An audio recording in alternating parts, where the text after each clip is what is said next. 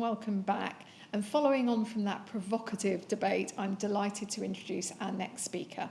Sarah Cumbers is Director of Evidence and Insight at the Lloyds Register Foundation, and we'll be getting a sneak preview of early results from the latest World Risk Poll carried out in 142 countries, and it's the first ever complete picture of the global differences between people's attitudes to and experiences of risk.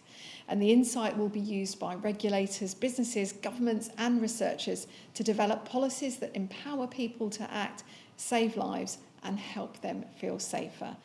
We're going to have time for some questions at the end, so please add them into Slido and we'll get those to Sarah. She'll come and join me. So over to you, Sarah. Lovely, thank you very much.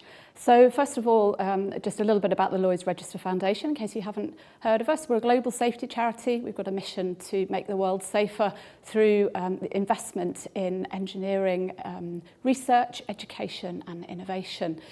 We own Lloyds Register Group. It's a significant trading arm, and so we take the profits of that group and we invest them to make the world safer. We've got a grants portfolio of around $170 million in active grants since 2014 and invested in over 100 countries worldwide. So together with Lloyds Register Group, we're a progressive 21st century model for doing social business. And so I'm going to talk to you today about one of our major programmes, the World Risk Poll. And as introduced, this is the first study of global attitudes, or public attitudes, to a whole range of risk and safety issues that people fear and face in their daily lives. The polling is conducted by Gallup. We've got 4 rounds of polling in total, first in the field in 2019, and then we were in the field again last year. So I've got some emerging findings for you. Really exciting to be talking about this data for the first time today.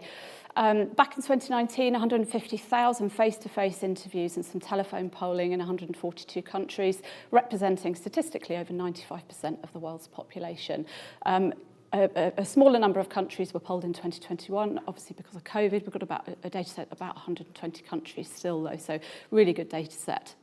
And the 2019 poll showed us that actually in the countries where little or no data on risk and safety issues exists at the moment, risks are often highest. And so this is a really unique and important global data set.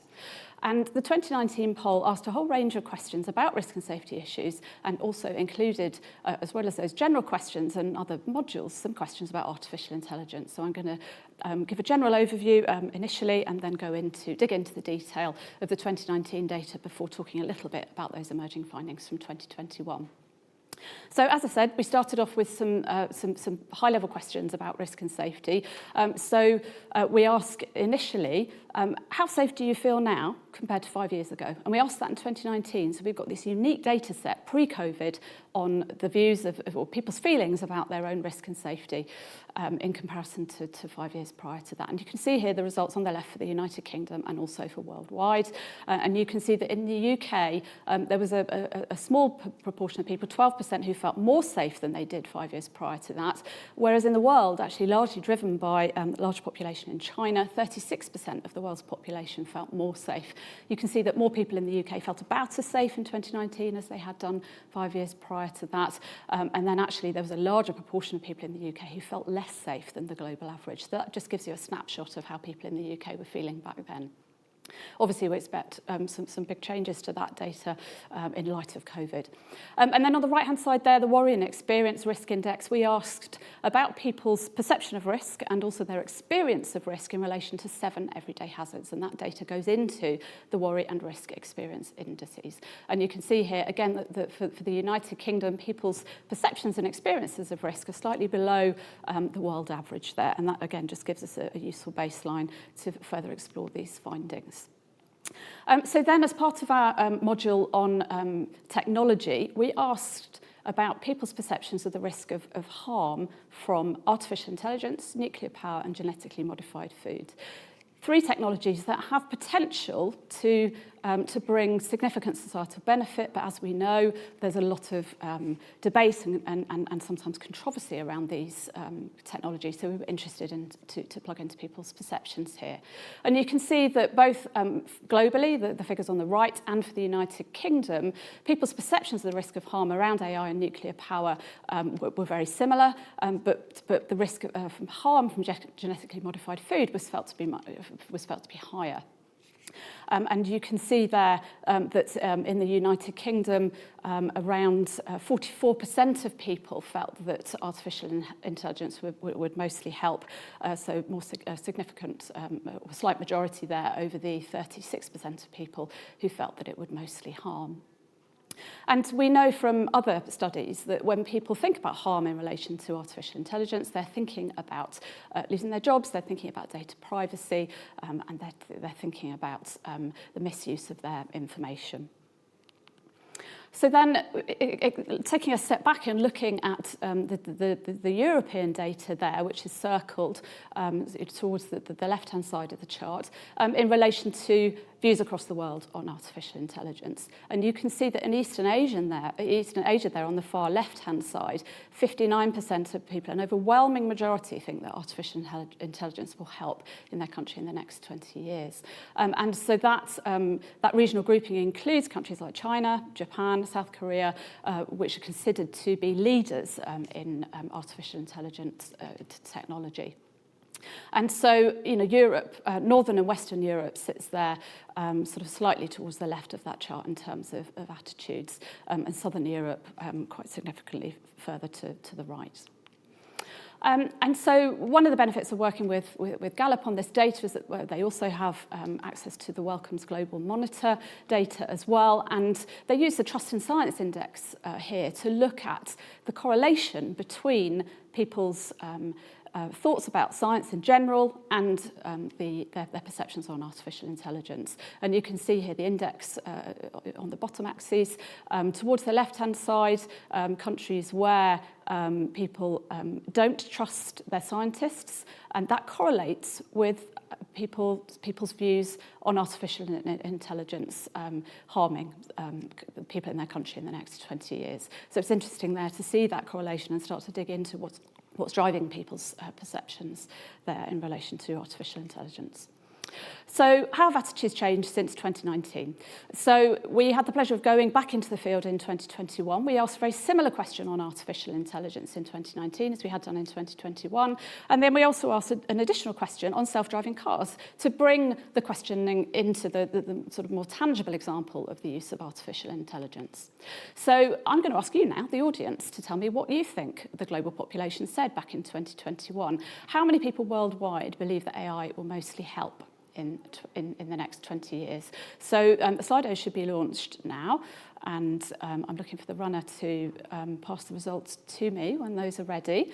And I should say that the group of countries, that these are emerging findings from 2021, so we don't have the full set of countries. So actually the proportion of people in this set of countries, the comparable data, who thought AI would help in the next 20 years was about 37%. So have we got the results of that poll? Lovely, thank you very much. So they're coming in now. And I can see that the majority of people attending today, 50% of people think that B is the right answer, 49%. So you're looking for an uptick in people's views.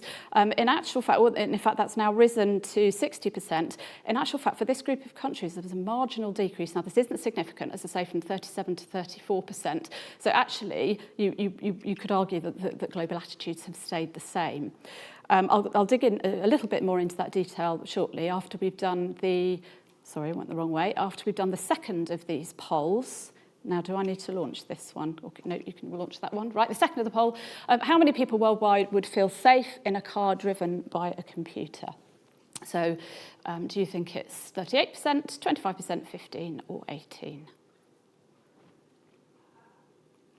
So the results are going to start coming in shortly.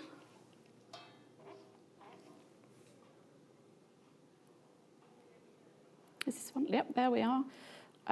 So 60% of people so far thinking 15%.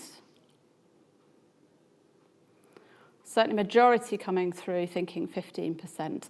So essentially, it's a little bit higher than that actually. 25% was the global average, just from these emerging data that we have at the moment. But overwhelmingly, 70% of people responded to this question that they felt that they wouldn't feel safe in a car driven by a computer.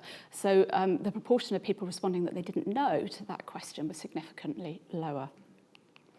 And so here are those results, the emerging findings. And I should stress these are only from 94 countries. We've got another 25 countries or so to go. And so the final results will be launched later on this year. But there you see it. 1 in 3 people worldwide, 34% believe that AI will mostly help. And then the stats there on self-driving cars. So interesting that actually when you go into the tangible, particularly for a technology that isn't well established, people's perceptions of the risk of harm grow. And in comparison to 2019 data, actually countries in the European Union, we saw an uptick in their views on artificial intelligence towards mostly help. So that was really interesting to see, and we'll be digging more into that data as it emerges. And then we also see, some demographic influences here. So males and younger people and those with greater educational attainment also were more likely to believe that artificial intelligence would help them. So how can you get involved if you're interested in the results of the poll that we've shared today and in those 2019 data? The link to the report is on the final slide here. We are due to launch our report on artificial intelligence. We've also got some data on people's views on misuse of information as well, so that will be within that report as well. Do get in touch if you're interested in working with us on that data, if you've got ideas about how we could use it, how we could influence action and create impact. And we're also giving people early access to the data if they'd like to use it for their own projects and initiatives, so please do get in touch.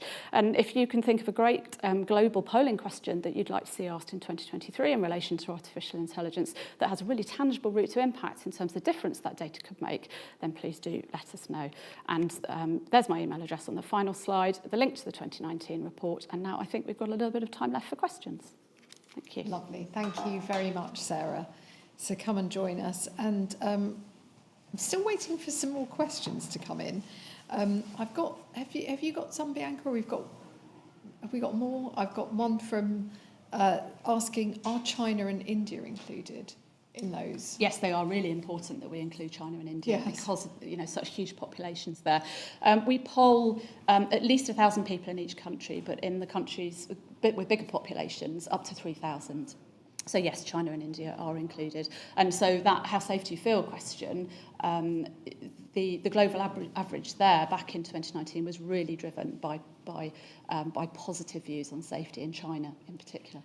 And very early on I think it's one of the first slides you showed, you talked about how people sort of viewed risk, but in relation to 7 everyday hazards. Yes. Can you tell us what they are? Yeah. So harm from food, harm from water, violent crime. We asked about people's perception of risk to their mental health as well. Also severe weather, and I can't remember the last one. No, there are 2 more, aren't they? Right, if they come to you, then you can share them with us. And I'm very interested in the cultural differences and that you pointed out, because it also cropped up on our game show yesterday. Right. People had to guess. There was a game show where people had to guess different statistics, and it was a multiple choice. And there's a really, really stark difference, isn't there, between people in East Asia, or in that grouping of countries, and Western Europe, other countries. Yeah. I mean, how are you going to use that as we go forward? What are they doing right in terms of attitudes to risk that perhaps we could learn about here? Yeah, I mean, I think if you look at China, for example, there's been a huge amount of government action, so supporting businesses, for example, to invest in artificial intelligence, and there's really strong positivity about it. That it's a technology that's embraced, it's talked about, and it's there. As you say, it's cultural. It's there. In a way that actually is just not present in Europe. Although, having said that, given the statistics we've presented on 2021, we are starting to see a shift in Europe, and we have seen a greater focus on regulation of artificial intelligence in Europe that we think is what's actually influenced those figures there. So it's possible that the tide will start to turn, and it'll be really interesting to come back to this question as we poll in 2023 and 2025 and see really what tangible difference those activities have had. There are 2 other questions on that, on the cultural front. with those differences. I wondered whether any of it is demographic in terms of age, because we think of younger people as being a bit more digi-savvy. And I'm also wondering whether there is a link with democratic systems, whether there's a political link to how people feel about surveillance, essentially. Yeah. It's a lot more common in some countries than others. Yeah. Is that something that you're linking up on? Certainly with the demographics, yes. We didn't look at that question in 2019 in terms of the way politics works, but it's certainly something we can take away and look at for 2021. Really interesting question. Okay, excellent. Well, thank you very much, Sarah. We're going to go, I think, straight into our next session.